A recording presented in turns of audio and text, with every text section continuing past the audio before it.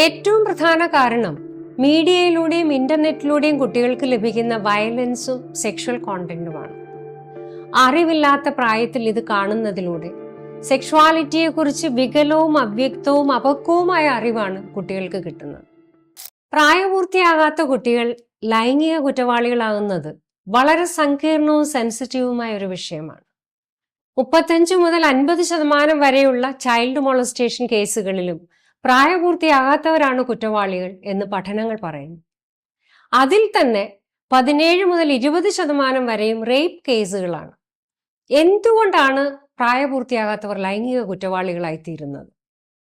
ഏറ്റവും പ്രധാന കാരണം മീഡിയയിലൂടെയും ഇന്റർനെറ്റിലൂടെയും കുട്ടികൾക്ക് ലഭിക്കുന്ന വയലൻസും സെക്ഷൽ കോണ്ടന്റുമാണ്. അറിവില്ലാത്ത പ്രായത്തിൽ ഇത് കാണുന്നതിലൂടെ സെക്ഷുവാലിറ്റിയെക്കുറിച്ച് വികലവും അവ്യക്തവും അപക്വവുമായ അറിവാണ് കുട്ടികൾക്ക് കിട്ടുന്നത്. പല ജുവനൈൽ ഒഫൻഡേഴ്സിനും അബ്യൂസ് ചെയ്യപ്പെട്ടതിൻ്റെ ഒരു ഹിസ്റ്ററി കാണാറുണ്ട്.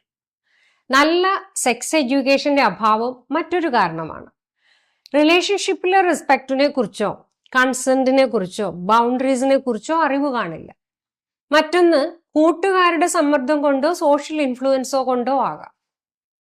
കൂട്ടുകാരുടെ മുന്നിൽ ആളാകാൻ വേണ്ടി എന്തും കാണിച്ചു കൂട്ടുന്ന പ്രായമാണ് അഡോളസൻസ്. മെന്റൽ ഹെൽത്ത് ഇഷ്യൂസ് ഉള്ള കുട്ടികളും ലൈംഗിക കുറ്റവാളികളായി തീരാറുണ്ട്. മദ്യത്തിന്റെയും മയക്കുമരുന്നിന്റെയും ഉപയോഗവും കുട്ടികളിൽ കൂടി വരുന്നത് അവരെ ലൈംഗിക കുറ്റകൃത്യങ്ങളിലേക്ക് നയിക്കുന്നു. കുട്ടികൾ ലൈംഗിക കുറ്റവാളികളായി മാറാതിരിക്കാനുള്ള ഉത്തരവാദിത്വം ഏറ്റെടുക്കേണ്ടത് സമൂഹമാണ്.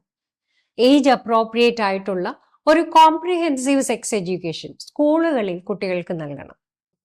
കുട്ടികൾക്ക് ചെറുപ്രായം മുതലേ മെന്റൽ ഹെൽത്ത് സർവീസസിനുള്ള സൗകര്യം ഉണ്ടായിരിക്കണം.